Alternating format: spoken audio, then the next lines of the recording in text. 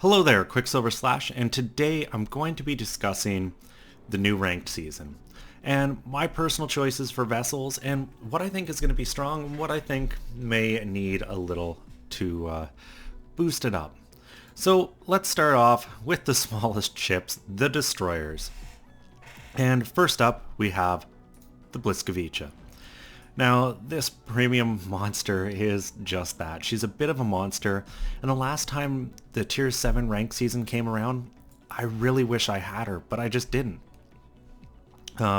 Since that time, I've managed to pick her up, and I've put a pretty good captain into her. And really, some of the things that make her very strong is obviously the guns. Very good trajectory on them. There's 7 barrels, the most of the tier for destroyers. And they do a good damage. They're accurate, great range if you have the right build, up to 14.4 kilometer range. And if you do stealth and the range, you have 4 kilometers of stealth fire, which in a very late game situation where you're the only guy left on your team, that could be very useful because it allows you to engage targets without being engaged back. And the torpedoes are respectable too. 8 kilometer torpedoes, and they do a good chunk of damage. 14,400. Quick reload, 70 seconds. And overall, they're just really reliable. And I think the Bliskovica, as far as DDs go, is going to be a favorite. Now, last time around, I drove the Sims. And this isn't my Sims captain. Let me actually put the captain that made my Sims so great last time in. And it's my gearing captain. And that's one of the advantages to these premium vessels, is the ability to just suck a higher tier captain in and not have to train one up. And that's somewhere the Bliskovica definitely starts to fail. Is sure, it's a premium ship, but it's the only Polish ship in the game. So you don't have a chance unless you've played the ship a whole ton to have trained your captain up. Now, as far as the Sims goes, most people have plenty of good American captains to drop in. Maybe they're not a destroyer captain, but you can easily drop them in. And that starts to make the Sims a very attractive option. Now granted, only 4 guns. You know, you could hop into the Mayhan and go with the 5-gun setup. And her torpedoes definitely leave something to be damaged. 8,500 damage, but they do have a 9.2 kilometer range, but then they're let down again being the lowest torpedoes. You know, you detect these, the person's gonna have plenty of time to turn even with that 1 kilometer detection range. What does make the Sims rather unique and rather useful if you get into the right game is swapping out your speed boost for defensive AA.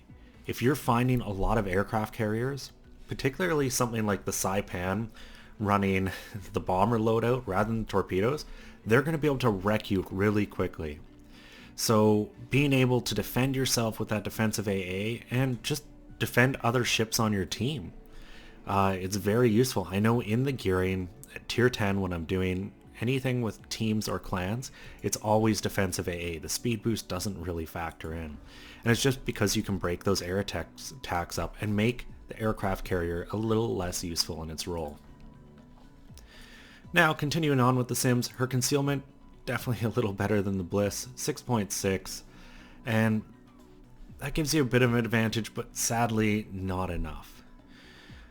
Now, additionally at this tier, there's going to be some other options. In Japan, you've got the the Akatsuki, and the Shiratsu, and I just don't know about them. Before, the Japanese never really had much to say, and maybe the Shiratsu will change that.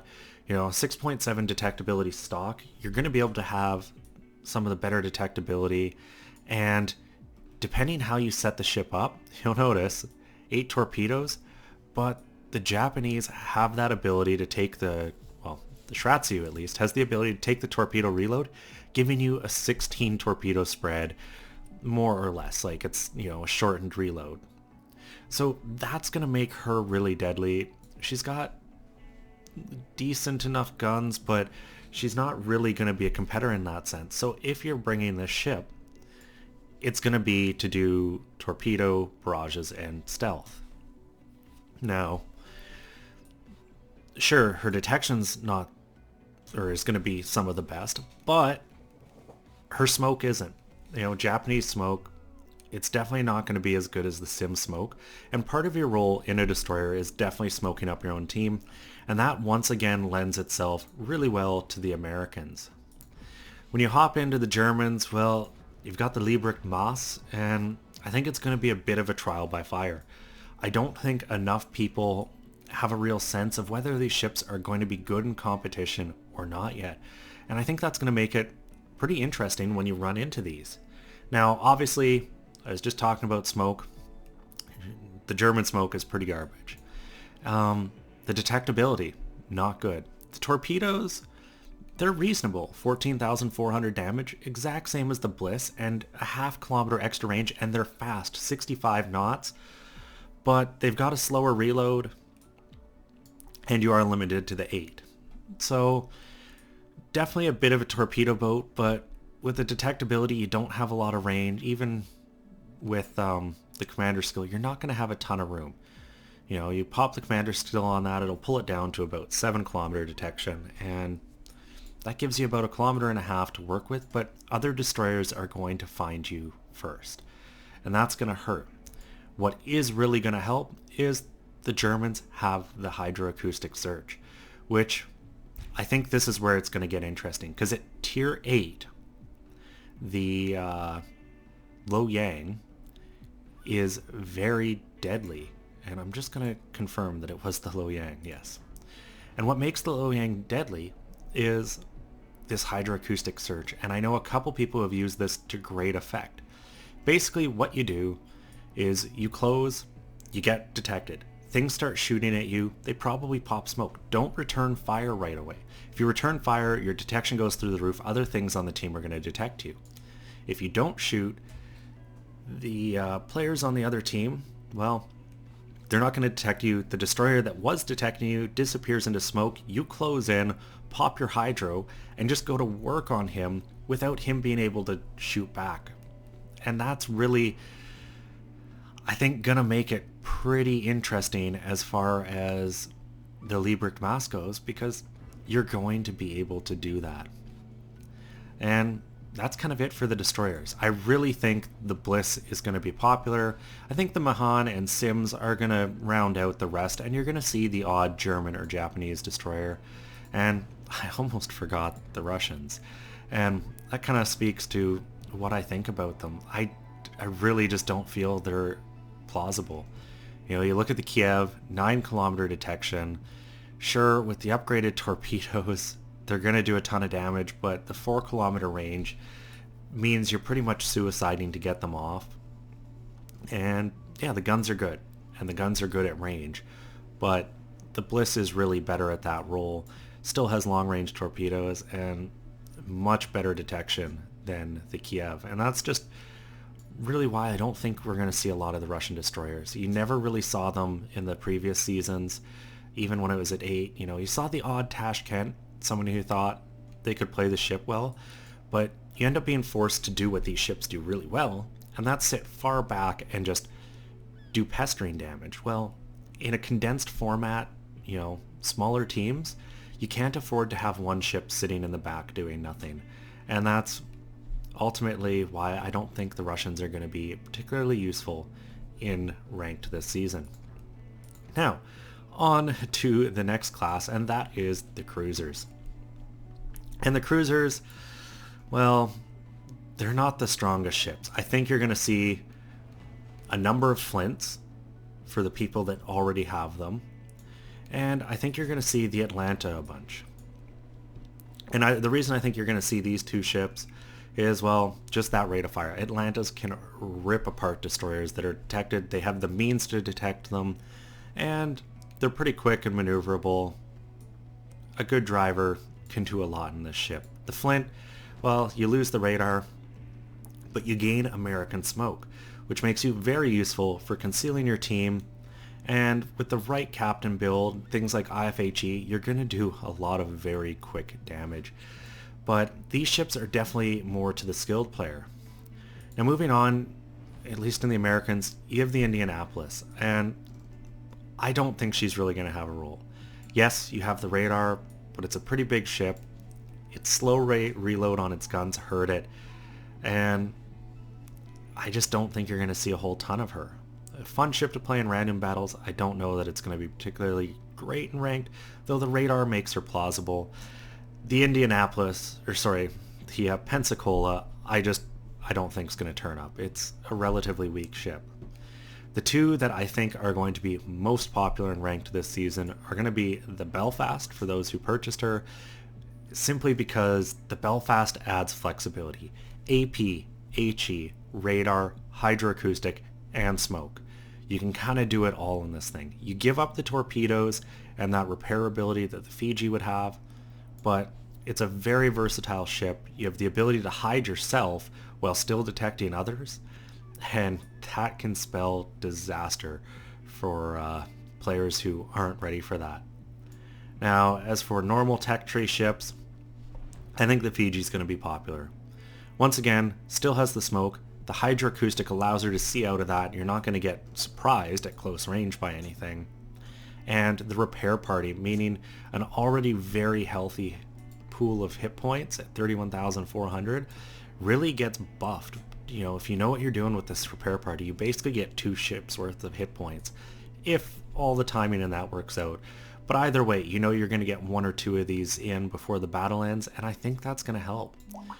Her damage is very good. Granted, only AP, but you know, it's that special British AP, short fuse. You don't get a lot of overpens, you get a lot of damage. And she's got torpedoes, 8 kilometers, 61 knots, and almost 16,000 damage, and can do the single fire, which gives you area deniability.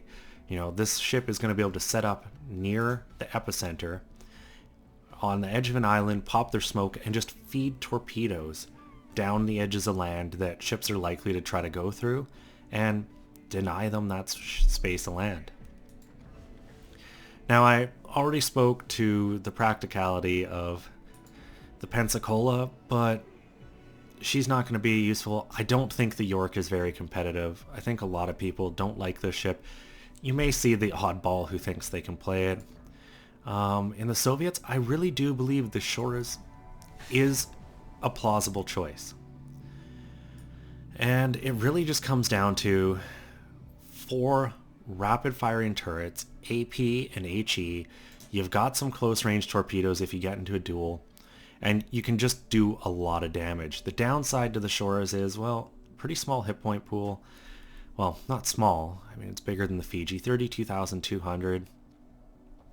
But once again, the Shores really is only going to be useful standing off, because if it tries to get into a close knife fight, the Brits are going to rip it apart. You know, the Flint and Atlanta are going to rip it apart. So I don't know that the Shores is going to be particularly popular. And then rounding it out is the Miyoko and the 24 Miyoko clones that, you know, there's going to be no shortage of people with this ship as an option. And I think the Miyoko represents a good choice for someone who maybe doesn't have some of these options. 203s, you know, a good number of guns. She can do a lot of damage with that AP, high fire chance with the HE. You've got a good set of torpedoes.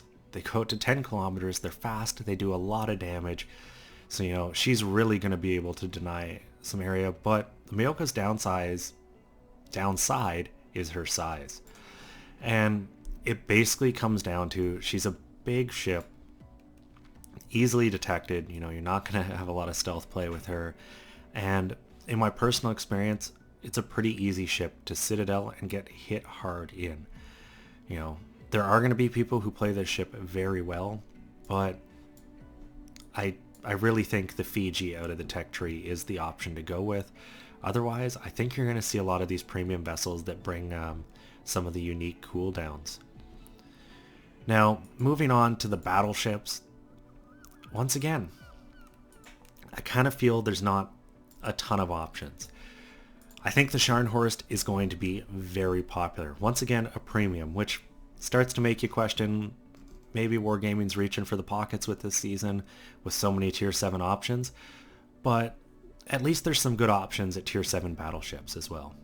So you've got the Scharnhorst premium, pretty much the same as the Gneisenau, with the exception that the turrets are a little quicker firing, having these 283 batteries. And those quicker firing turrets just make you a little more flexible, which flexibility is the key to ranked. You need to be able to, change what you're doing and adapt to a lot of situations. You can't go into any battle with just a headstrong, this is exactly how you play. It's going to get you caught out. So, Scharnhorst, good speed, good protection, some pretty quick firing guns for a battleship that are going to hit like a ton of bricks on cruisers. Granted, a well-angled cruiser could pose a problem, but if you know what you're doing with the Scharnhorst guns, you're going to do damage. She's got torpedoes if anything sneak up close to you, and a good smattering of secondaries. So I really do feel she's going to be an option. You've got spotting aircraft, catapult fighter, no real choices there. You kind of wish it was a tier higher where you start to get the Hydro. And when you look at the sister ship in the tech tree, in the Gneisenau, really the same thing. The firepower is a tiny bit lacking, especially if you get stuck in a kind of nose-in position. Only having 4 barrels, I've always found the Gneisenau tricky to play in some situations, but you still have the torpedoes, good secondaries, good protection, and good speed. So I think it makes it the most flexible pair of battleships.